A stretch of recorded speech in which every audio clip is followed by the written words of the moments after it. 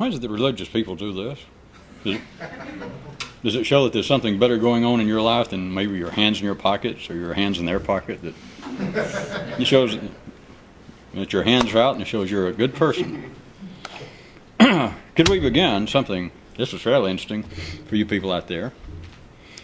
Just before we started, someone asked me, they request Kairos, and someone asked me just before we started tonight that if one got lost from the last taping because they requested one and I didn't do it. And it's interesting. Now, here's sort of what I told the person I was about to tell you, and it has to do with not further explaining something, but it brings up the interesting possibility of here I am about to explain why it is that I didn't explain another one.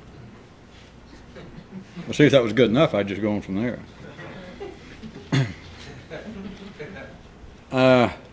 And as always for you people out there, so that you understand how humble we are here. Humbleness is part of our business. Humbleness used to be our middle name. Humbleness used to be part of our motto until it was some chemical place up in Knoxville complained there was some kind of infringement on their copyright. But anyway, humbleness is a large part of what we do here. That, baking cookies, but next to that is humbleness. So I'm not talking about me, that's not the point. But the Kai root was, somebody asked, and I did not, they said, cover it. I didn't even read it. And they requested it. And it was like this. There was a guy over in one universe who laughed at the gods, and they didn't even notice. Then he cheated the gods, and they just overlooked it. Then he gave out their unlisted phone number, and, well, you don't want to hear what happened.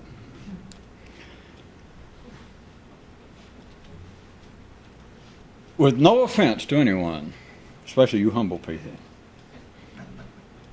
some of these, the reason I don't read them at times or comment, is some of them, and this is not any more directed to you personally, being the humble person you are, than Kairoot and I was taking credit for writing it, being the humble people we are collectively. It takes two of us to be as humble as we wanted to. That's why he took me on as a partner. At any rate, some of these, I could say something. I mean, you'll have to trust me, since many of these I had a hand in. I hate to brag, but Kairoot's not in the room. Some of these I had sort of a hand in helping writing. So it's not that I couldn't say anything, but some of them amount to this is what I was getting to. It's like you either get something or you don't. And I could, I'm sure, say something that some of you might, especially if I talk long enough, that finally somebody might go, well, yeah, nice, see, that does kind of make, I didn't look at it that way. Because if I talk long enough, I could turn it into some sort of extended think piece, rat breath, some kind of think piece, and have it twisted around to the NBA playoffs and showing how it was a metaphor for all of that. And you go, oh, yeah. But still, some of them, I mean, just do it on your own. Think about people's ordinary view of religion and gods and decency. You can take it past God, certainly, but that one guy laughed at the gods. And they didn't notice. And he cheated them. And then the inference being, of course, by then they noticed, but because it just said, then he cheated them, and they overlooked it. But then he gave out their unlisted number. And, of course, you can ask yourself, what in the hell does that mean? But at any rate, so that's why sometimes I don't comment, and that was my comment explaining why I don't.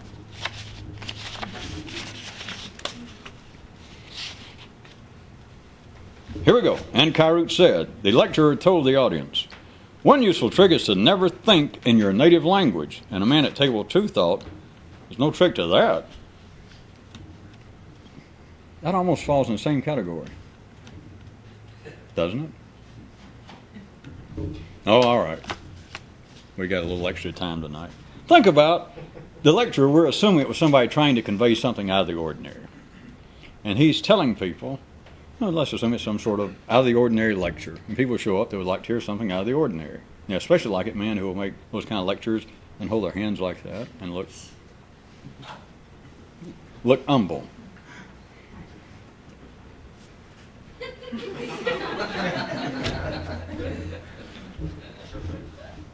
So it's kind of a psychological thing, let's assume, that he's trying to say. That you could do, there would be something extraordinarily, unusually possible if you could think other than in your native language. And if we had any reasonable, sane, sober, down-to-earth people watching this out in TV land, picking up on your radio, or any of you still have those steel plates in your head from WW2, It's hard to get FM with those plates, though. I mean, back then it was mostly AM. That's about all you can get nowadays. You could say, well, that's insane. How could you think other than your native language? I mean, in other words, assuming, the insinuation being that he's saying think in a language that you don't speak. And you should say, well, Jesus, that's impossible. Here you go, that kind of Kairoot crap again. But think. Think about it. Ponder it. Cogitate it. Reflect upon it. What if you could think in some way, and of course he made it pretty crude, in a language not your own, a language you don't even know. What if you could just do something this side of that? What if you could think in some way that was not native to you? Of course, part of it is a double-barreled. It's like a twin switchblade here. The guy at table 2 is pretty ordinary because what he's saying is no trick to that, because his insinuation is, he can't think anyway. You follow? So he says the trick, never think in your native language. And he's saying, well, there's no trick to that because, see, he twisted it. Well, I'm twisting it for him. So he thought, well, I think in my own language all the time, but you said don't think in my native language. And he's saying, well, I do think in my native language, but, I don't call it thinking. And so his line was, as opposed to the one that we just considered, when the guy says a useful trick is to never think in your native tongue, native language, and the man thought, no trick to that. Well, it was 2 for the price of 1. It's not if you don't avail yourself of both dishes, then call the waiter. Call a rabbi and say, take it away and redo it. To try and presently, said Kairoot, to try and presently, quote, lay the matter to acceptable rest, as one man says, I find myself to be no more than a metaphor for my own mind. I will not comment on this other than to say it is my view that this is not, in the printing been reversed, that there is no mistake there. See, that was my comment. Oh, well. It's close to the weekend, right? So I'll read it. And Kairoot said, the park philosopher cried out to the crowd, the voice of ancient wisdom calls us upward, while the voice of our banker says, hey, snap out of it. Which will you heed? And the people all clutched their credit cards as they dashed for the exit. I suggest that there is some sort of reflection there going on, not just as crude as some of you crude people may think, between comments on the secondary and the primary worlds, or even the secondary and some secondary plus worlds. Because that'd be crude enough. You could say, well, that's some sort of attack on an ordinary life of being in debt or trying to serve the banking interests, the commercial aspects, the routine, the pedestrian, the mundane aspects of life other than the call of ancient wisdom. Jesus. What kind of insight is that? I mean, for anybody who thinks, I'm beginning to get it. I'm beginning to see it's a metaphor. It's a symbolism, and it's very piercing and deep. It was piercing and deep, like 4,000 years ago. You got to do better than that. The banker said, as opposed to the voices of ancient wisdom, according to this guy, who calls us upward. The bankers say, snap out of that. And the people clutched their cards as they ran for it. If anyone takes that as some sort of comment again regarding some sort of struggle between a spiritual life and a life of crude commercialism and that kind of thing, then hold on to your credit card. Page 26, that sounds like a good one. God Almighty, Jesus, who in the hell asked for that one? Oh, all right. Supposed to be a viewer writes the show. My brother and I have been watching your show, and I think all the Kairoot thread over all this time, all of them are somehow connected. My brother says that in some way there's been so many that literally, just physically, he says it's not possible. There's just been too many of them. They can't all be connected. And the guy says, is there anything you could tell us about this? And Kairoot says, consider, people, the percentile difference between men who have been shot and say I've been shot and those who have and don't notice it. You could do that with, may I suggest, many things in life. None, may I suggest, perhaps any more interesting than Kairos, but you could do it many other things.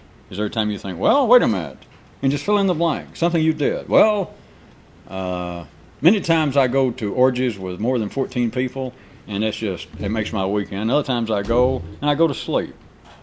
I just picked that out, I don't know why. You could say, sometimes I go to religious services. Sometimes I go to visit my accountant for intellectual stimulation, and sometimes I come away just stimulated more than I can stand. Other times I come away and think, Jesus, what time is it? The guy says, same thing. Because Kairos' response is, well, consider the percentile difference between men who've been shot, which, by the way, is everybody. That's 100%. Consider the percentile difference of men who've been shot and say, oh, I've been shot, and those who have, which is everybody else, and don't notice it at that moment. Because, of course, it does not stay that way, because some people right now will go, hey, I've been shot, and then walk down the street 2 minutes later, walk in the other room 2 seconds later, and still being shot again, and do not notice it. So the percentiles are consistently changing and shifting inside of you. And so Kairos, when the person says that he believes that all of this is connected, all the Kairos, and his brother says it's impossible, there are too many. You look at his life. Somebody can say, wait a minute.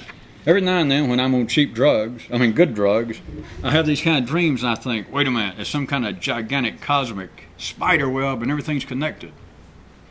And then suddenly somebody backs into my car and nothing's connected. You stupid. Hey, some stupid son of a bitch. Here I was. I wasted, he's made me waste good money. I spent on those drugs. I was really getting somewhere. And then suddenly some dumbass son of a bitch backs into my car and it all comes down to something very simple. What's that connected with? Connected with nothing but, damn, I'd like to whip his, that kind of thing, see? So, same thing, a guy says, sometimes I think all the Kairos connected. Sometimes I think all of life's connected. My brother says, there's too much to life. Too many Kairos. There's too much to life. It can't all be connected. It is just impossible. Spatially, literally, physically. It's impossible. And they asked for Kairos comment. And Kairos, by God, being the decent sort he is, gave him one. And I'll read it again. He said to the people, consider the percentile difference between men who've been shot and say I've been shot, and those who have and don't notice it. It'd also be my suggestion, just throw this in for free. I don't know anybody'd want to, but I would suggest if any of you are still harboring a notion of starting your own church, religion, I would not use that as a basis. Not if you're expecting to be popular, successful at all. I would just throw in gratis. I liked that last time as a gratis was in a Kairos, and it sounded so good. I used to. It was a Greek for popcorn. And Kairos said, I'm going to read this one, but I refuse. But I'm going to read it. Kairos made way for quote, another rebel's tip, which goes, when you speak, change all objects into subjects, and discontinue the use of subjects as much as possible. All right, I'll make a non-verbal comment.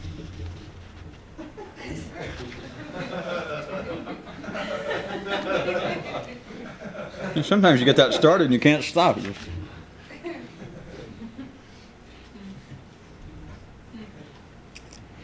Yeah, all right, I'll read that too. And Kairos said, over by a bridge was a man who commented. Here's his comment. One thing about living a life as crude, nasty, and dangerous as mine is that you do not have to come up with some kind of psychological trick or reminder to keep you on your toes.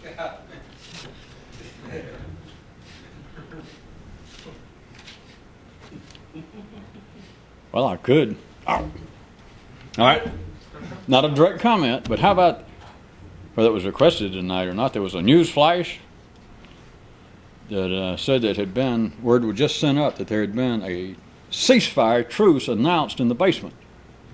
But it said that all decent citizens should still be warned to stay out of there. That's one I didn't comment on. The ever popular page 50. A rebel thinker said, those in the city who at times find human behavior ironic could not, in the woods, locate dirt on the ground.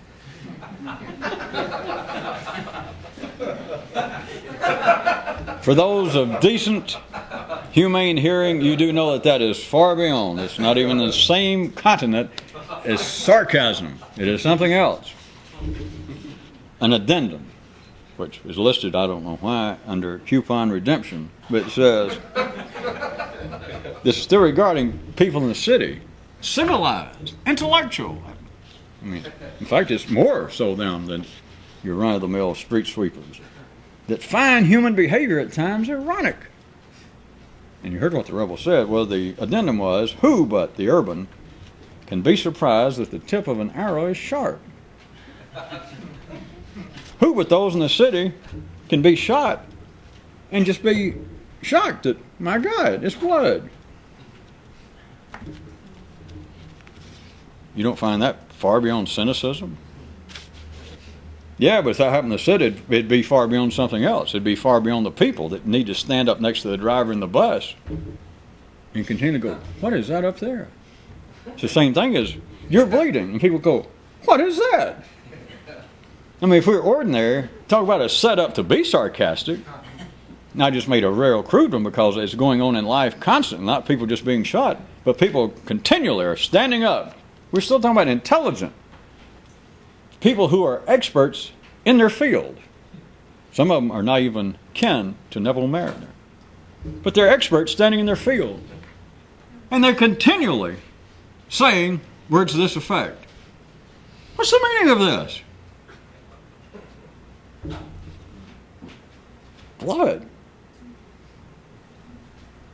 The tip of an arrow is sharp.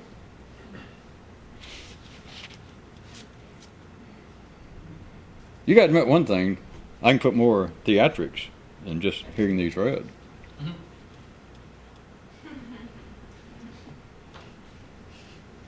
When are the Tony nominations coming up?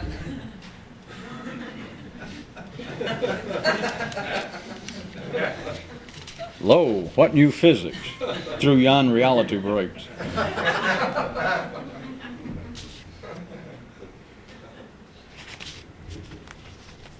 Now, passing quickly to oblivion, to page 59. All right, this is, sitting back there hearing it for the first time myself, too, it didn't go over real well. And I feel like the too many people thought it was just a joke of some kind, but you're supposed to know better, so here it is. Kairoot was partially proud to present rhyme time. Maybe that threw you off that you thought, well. But listen, life has a head, life has feet. Over in the city in the middle's where we'll meet. How about that it's not two people talking? How about it's you rhyming to you? Life has a head, life has a feet. Life has feet. Over in the city in the middle is where we'll meet. The apartment house, the elevators, stay out of the basement.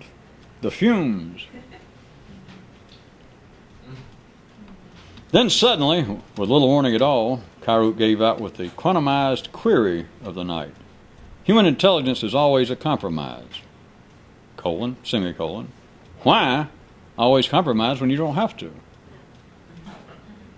The poem, though, points out, if life has head and life has feet, then over in the city in the middle is where we'll meet.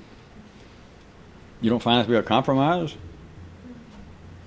I mean, you seem to have your, if you took this a little bit further into some attempted literal area or symbolic area, if it is normal that life has a head and life has feet, which it does, we got a basement, you got a penthouse, you got the continual spectrum of so-called human progress moving from the primary world to the secondary world, but the normal, as one of the Kairoots point out, though, normalcy is just local reality is disguise. But that is where everyone is supposed to fall that could ever get anything out of this. You got to be fairly normal. You got to pass for normal. You got to have a normal disguise. Then you find yourself, though, in the beginning, right smack dab in the middle of the city. That is what being normal is. That is the distance between life's head and life's feet. But as normal as that is, as acceptable, as sane, as necessary as it is, Kyrute also points out in the addendum, he changed it and called it human intelligence, but that is the middle of the city. That's where you're born. Here, not just physically, but this is where you start off. He just simply states, human intelligence is always a compromise, which that was worthy of just a Kyrute by itself. Just human intelligence is always a compromise. It's not a judgment, certainly not an attack on human intelligence, but that is where you start out, and that's where most people die. That's why people die. And if you ask them, do you have the answers to life? Do you understand them more than you do? And if they had that passing moment of lucidity, they have to say, well, no, I don't. You're born in the middle and you die in the middle. Human intelligence is a compromise. That's what keeps the bus running in a sense. But if human intelligence is always a compromise, in the second part, Kyrute says, why always compromise when you don't have to? Of course, I agree with you. I noticed that he ended it there and he didn't see fit to say how.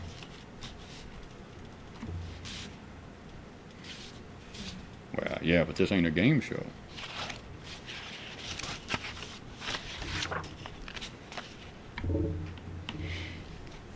And Kyrute said, one man let the house mice sleep in the drawer with his socks and sweaters. He said it was the least he could do considering what his mind had done for him.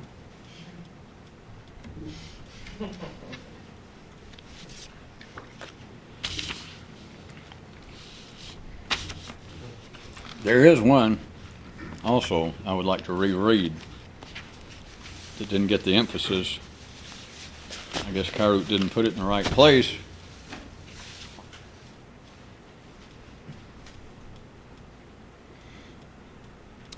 Here it is. Kyrute said, remember, my boy, said an old man to the kid, no, don't, and impossible are all just 1/3 of a total reality, which, on top of everything else, is an even greater whole than everything it already is. And at first the lad was tempted to think to himself, kind of gives you something to think about, but quickly regained his ever-growing equilibrium as he realized, hey, being alive gives you something to think about.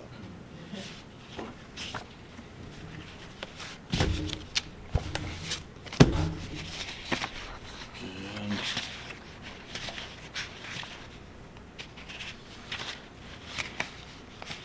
there was these are actually all sort of connected, and it brings up, since I didn't start out with it, little human interest having to do with everyday life. But since Kyrute has made so many mentions of talent and originality and creativity and etc., and even last time there was one that was somewhat connected to what I was about to bring out that has just happened in real time as we're taking this. But there was a Kyrute last time that had to do with the fact, more or less, of this, that ordinary leadership requires no intelligence. Neither in the jungle, down in the basement, in the primary world, certainly does not. Nor, as things stand now, in the city. Now, Kyrute, we've all mentioned this several times before in the past, that leadership, in our part of the world, referred to as politics, for instance, what I was about to bring up, requires no talent. And it's not an attack, as you know, on politicians or politics or government, but it is absolutely something that's happened. We're taping this in July of 1992, and it's a presidential election here in our part of the world. And I was going to point out something. One of the candidates, I assume all of you know as much about this as me, but one of the presidential candidates, major candidates in the last few weeks sometime, appeared on a TV show playing the saxophone. And I finally got to hear a piece of it. At any rate, if you got any taste for music, then he did a credible job. But a presidential candidate. And since then, it has been treated in a very particular way, if you were noticing. Not attacked. I have seen just little teeny-weeny passing things like, well, he'd have been better off not to play. Which I can assure you, I'm not taking up for his musicianship. But anybody who said that has got no musical talent anyway, to attack him for that. But then, and as far as I know, there were just one or two other little attacks like, well, it's sort of unbecoming. But it was just real small. There were just one or two comments, and then what? Now consider, and one more time to you people out on TV, this has nothing to do with politics. It's got nothing to do with music. It's certainly got nothing to do with anybody in particular. But now think about this. And don't get hung up on the example. I assume most of you know what I'm talking about. Assume the guy got on and just played his ass off. That he got on and you thought, Jesus, if I turned my head, I'd think it was Maceo. JB's Brown band leader. At any rate, let's assume that he just was really getting down. It'd been the same thing. In fact, it'd been worse, probably. But notice, it is almost as though it did not exist. Now, I'm not going to try, since I haven't in the past, but this is not one that's easy to grab somebody's face and try to, rub it in it. But consider, there is something quite valid in the observation that Kyrut and I have made before, that it's almost impossible to find a politician, and not just an electoral politician. It's a little worse, because a tyrant can do something else, if you do it out of the barrel of a gun, apparently. But at any rate, all over the world, throughout history, it's almost impossible to find somebody, a king, with talent. Now I'm talking about in the ordinary sense. They can play the piano, can draw, can sketch. It's almost impossible to find a Caesar, a Stalin, a president of the United States. It's just almost impossible. Now you got to know what I mean by talent. If you're enough of a native-born Philistine, that's not going to make any sense, because you'd want to argue with it and say, wait a minute. I heard Francois Mitterrand one time play the violin. It wasn't bad. And if you don't have any talent, the son of a gun could have been forced to take lessons when he was a kid, and he might, could play, something resembling Mademoiselle from Marmoset, and get through it. But if you got no talent, you don't know whether he's got any talent. So we're not talking to you. If you don't know, you don't know. There's nothing to do about it. But back to what I'm telling you, there is a fact that it is just, you're talking about almost a rule. I hate to say it that way because nobody can recognize it. It's not a rule in life because the ordinary consciousness will not recognize it. When I say recognize it, even if I stated it as a rule, it denies it. But I'm telling you, it is almost an ironclad fact that positions of leadership are not filled in life by men with any talent. Just in the ordinary sense is what I'm saying. Men who can play the piano, and I'm talking about play it, not play the notes, but anybody with talent. They can paint. They could do anything. Now they might be physically, they might be able to dance a little bit. They're never going to look like Fred Astaire either, by the way. In case you want to imagine Papa Joe Stalin in a tuxedo trying to, he might dance.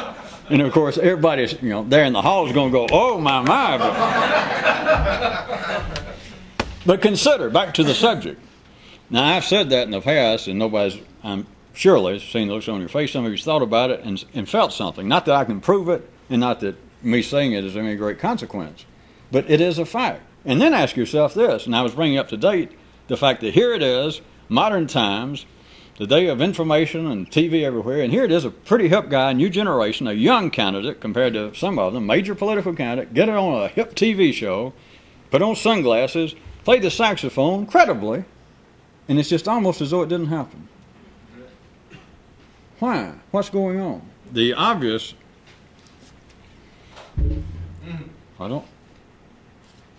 the obvious is already right before you if you're listening, that life does not really want to comment on it. Just that little bit of somebody that just credibly, more so than average, had a credible amount of talent. Then ask yourself, all the kinds of Kyruts are just what I am suggesting to you, that ordinarily those in positions of leadership in life have no talent. And then it was just a different version last time. Kyrut saying it requires no intelligence for positions of leadership. Now that's an attack on leadership. It's no nothing.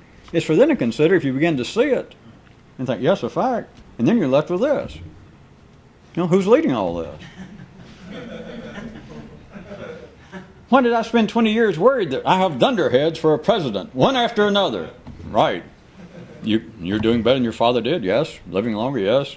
Things are going better, yes, but I don't think about that. Which is like, it's like life saying, well, I don't think about the guy almost had a little talent. No, It doesn't require.